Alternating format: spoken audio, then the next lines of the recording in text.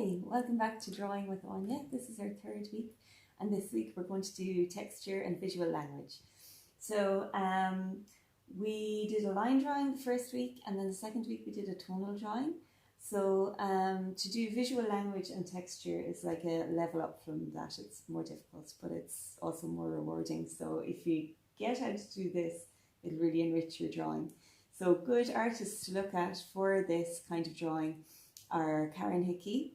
She uses a lot of colour in her drawing as well. She does mostly portraits.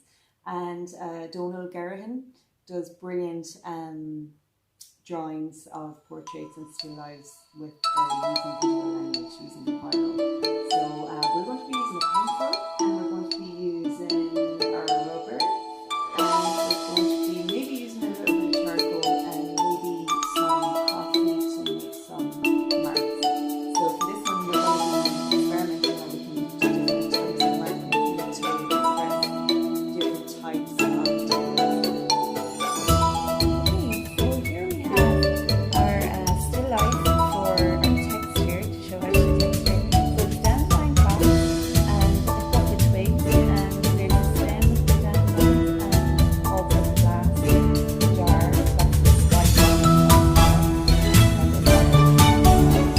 have a lot of elements here. You can make material into it as well, but it's just really hard to see the different elements when I use material on the screen. So for this, we'll you want to try it out with materials. Now the way I've planned my page is I've divided up one section into different boxes. I might do work out how to kind of find different textures and to work them out here, and then we'll do the drawing here when we're finished these. So the first thing I'm going to pick up on here is maybe this part, the dandelion, the top of the dandelion. So I'm just going to draw it here big, much bigger than I'll draw it in here. So the visual language, I think that needs are little dots. So I'm going to do loads of little dots.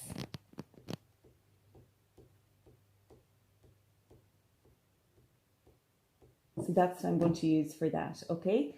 The next one is the actual clock. That's really hard to do. So they're really light and they go in kind of little sprigs like this.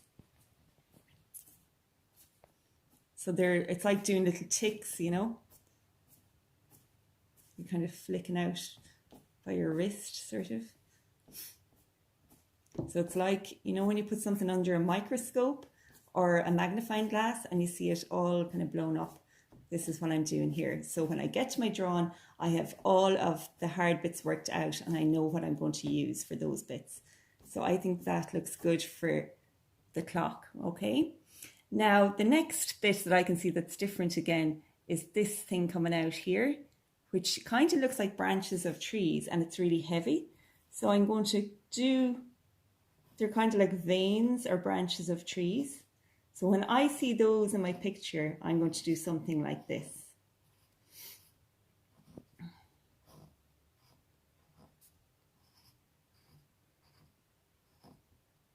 So they're natural elements, so they have an organic sort of pattern to them. Now the next is the glass, and the glass is man-made. So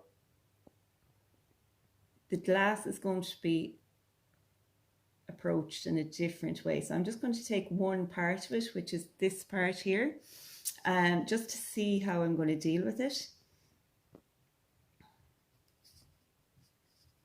So for that, I think it just needs really even shading along the edge.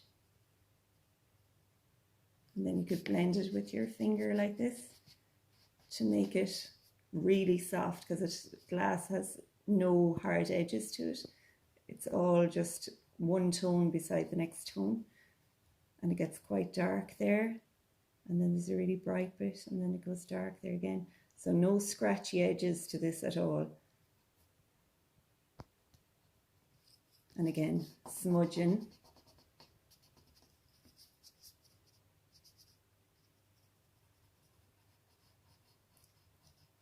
So I think that's how we're going to approach the glass. A lot of smudging, and then if there's highlights that we need to kind of sculpt out of that, we can just sculpt them out with the rubber. So it'll make the page white again. So that's good enough for the glass. Now there's also the stems. So let's do a bit of a stem here. And the stems, as far as I can see, it's like they have lots of little lines going down like this.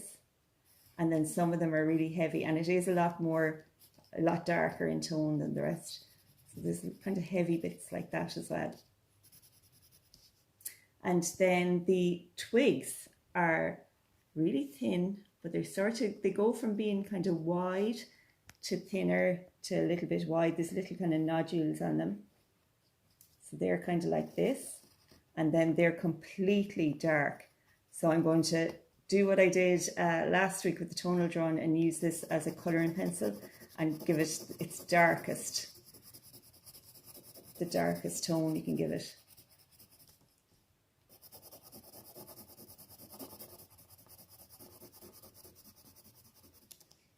Now, and the only other different kind of element I can see maybe in this are those bits coming out from the dotted bits, come out like this. So you have the dotted bit like this with the dots, and then this bit is kind of like a lion's mane. It's very scratchy. So compared to that, it's really scratchy, and compared to the glass, and it's coming out at jagged edges, and it's very dark. So I think that's kind of all the elements that we need to consider in this. So let's draw the picture. Okay, so we're ready to plot out our picture. So I'm just going to start here with the twig. So that's such a lovely shape. Okay, so we're going to start drawing our picture now, and we're going to start with a really light line drawing. That's kind of our protocol each time, just to plot out where things are. And if you do it really lightly, then if you do make a mistake, you can kind of scribble over it, or you can rub it out if you want.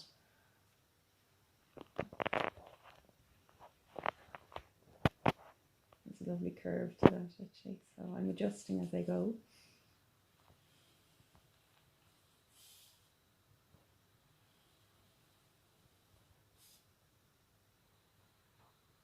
So I'm trying to see where things are in relation to each other.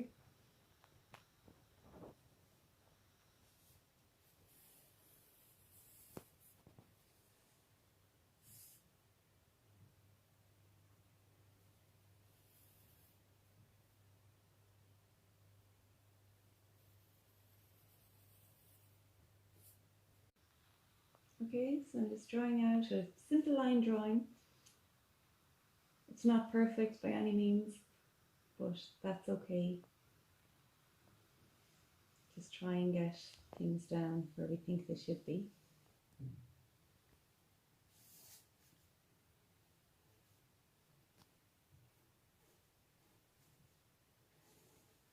I'm drawing where the dandelion heads will be. I'm not putting in the texture yet.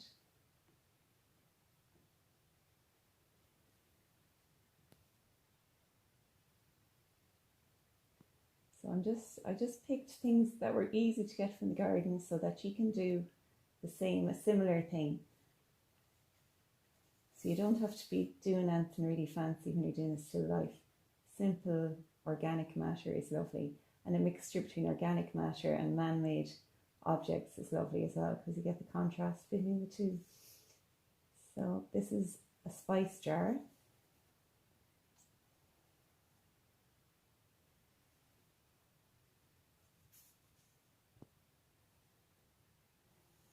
Probably made it a bit too long. I'm going to actually adjust that. It's too long. So this is what we do. We decide that we've done something a little bit wrong, just go over it. We can always rub out then in a while, and this is where the shadow is. So at the moment it's just a line drawing, but now I'm going to go refer to my my different visual language pieces here to see how to do this. So I'm going to do the twigs first because they're really easy. They're just filling in. And it's so much easier when you've actually worked it out first, because you don't have to kind of tax your brain with that then. You just get it down. Now I'm going to do this really fast, but when you're doing it at home, you can take ages doing it, and it's really relaxing.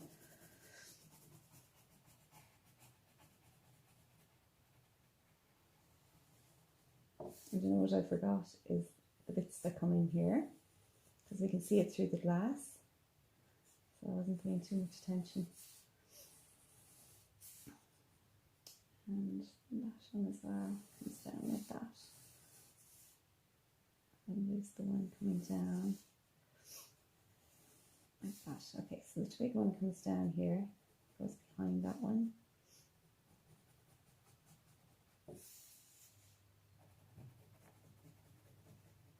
Now we're going to move on to, this is one of our dotty ones here. So put in our dots. And this is the lion's mane here, which we did down at the end. So I'm going to stick this in like that. Oh God, I'm going to knock the whole thing over. And then these bits are like the branches. So they come down like branches. And then these bits at the top are the bits, the really feathery bits. So they come out like this.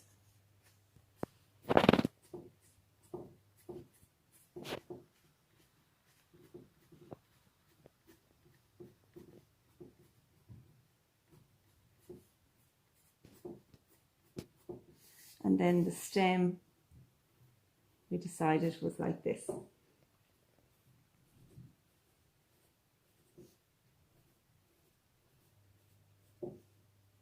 I'm going to do this stem next.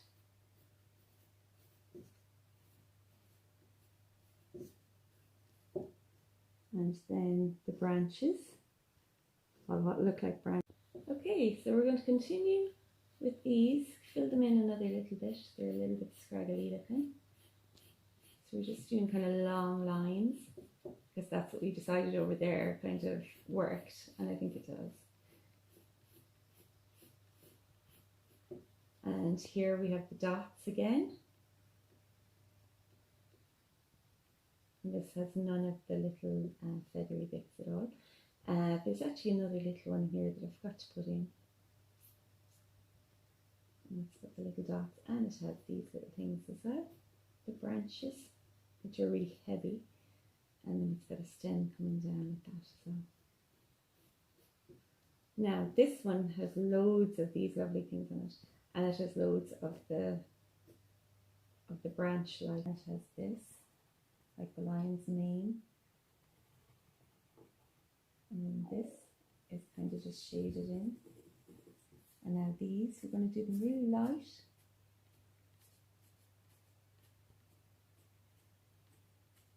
And they're kind of in all directions.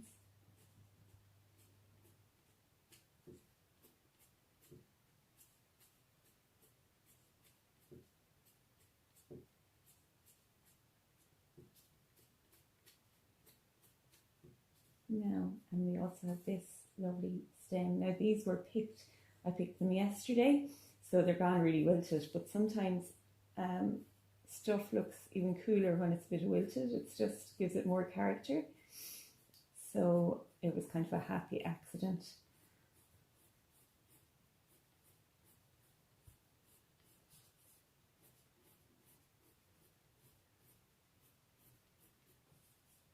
So I'm going to continue with these down here.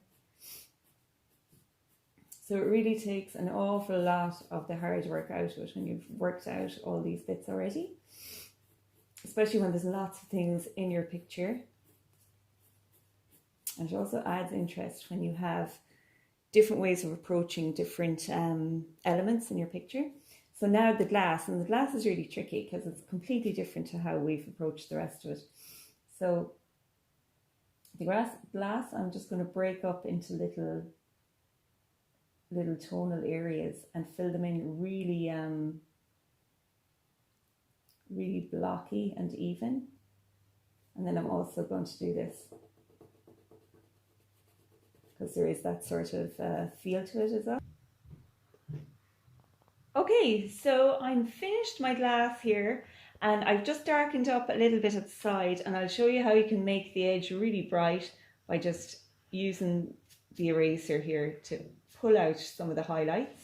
Okay, and then actually I was thinking for around these we could use something like coffee to make a little kind of, because there's a little kind of difference in tone where the dandelion clocks are, which we can't really create with pencil or anything else. So what I'm going to actually do is I'm going to get a scour, and I'm going to chop off a little bit, because I think that kind of looks like it could make a design like that.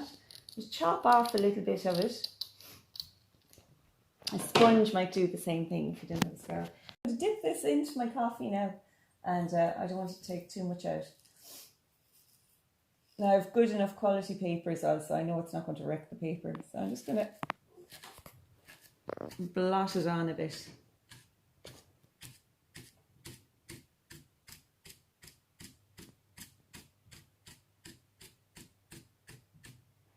And for this one as well.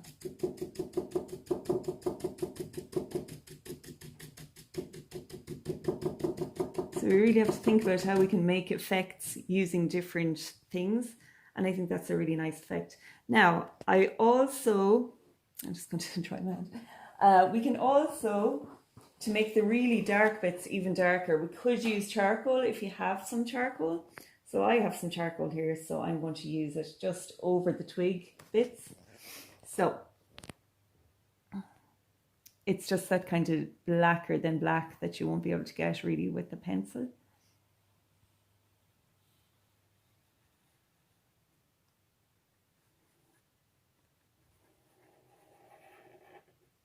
Now, if you are using charcoal, you'd want to spray your picture afterwards with some hairspray to fix it so that it will stay in place. And when I was doing the coffee, there are little bits sprayed out, which I think looks lovely. So I'm happy with that.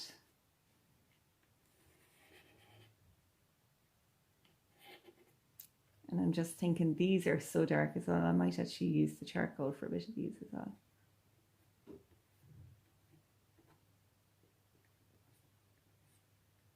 Maybe not on all of them, just little bits of them. And the only thing left then is our shadow at the front, which again, I'd just colour it in like this, you know.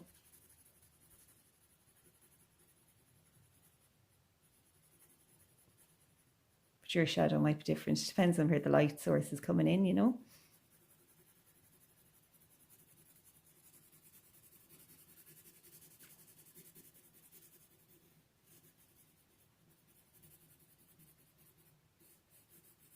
So there we go. That's our drawing for today. Happy drawing, everyone, and I'm dying to see your pictures.